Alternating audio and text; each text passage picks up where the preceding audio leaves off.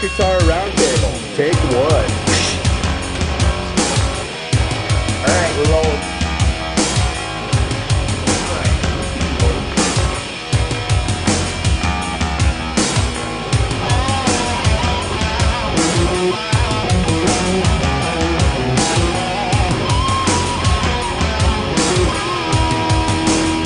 Okay, we're all here out in Anaheim for NAMM 2008.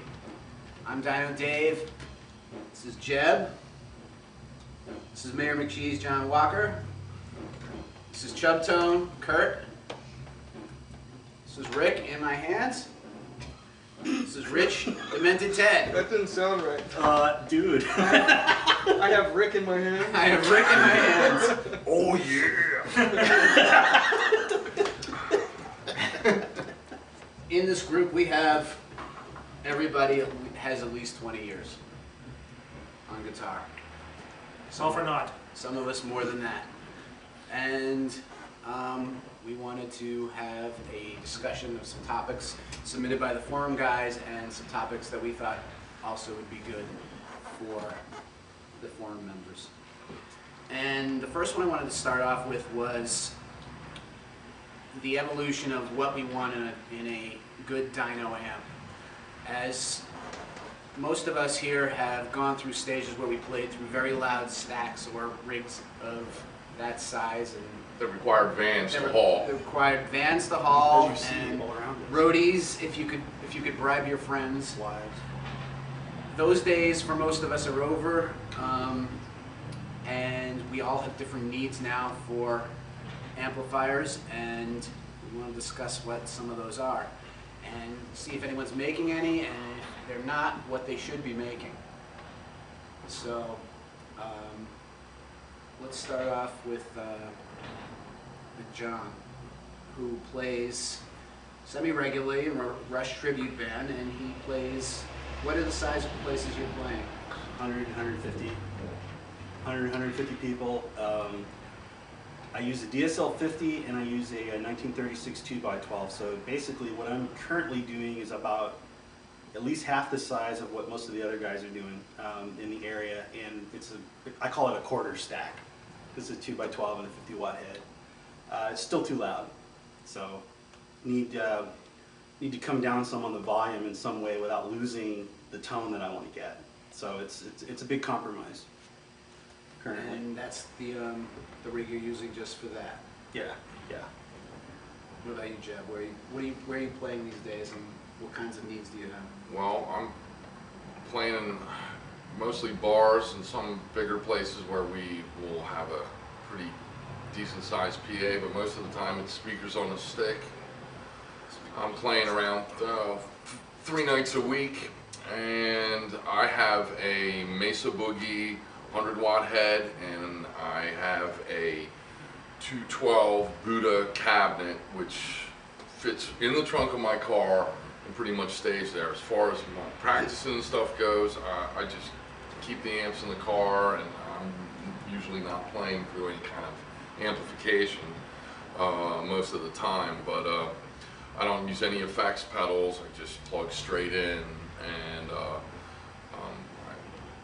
Are you good with this, or would you like something that was a better solution?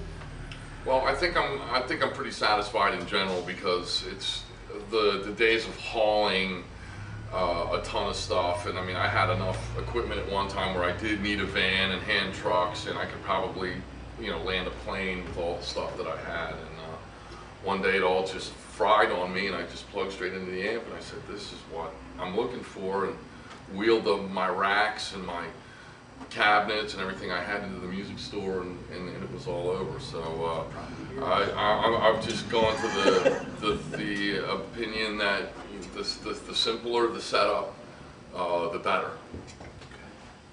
Kurt? Yes. What are you looking for these days in an amp? I know we're in Kurt's store, and he has the ability to play a lot of stuff, and a lot of 412 cabs all over the place, including the gorgeous orange vintage cabs that keep me drooling. And you've got that rig, but I mean, tell us what your situation is, and what you could use in an amp. I'm just recording at home mainly.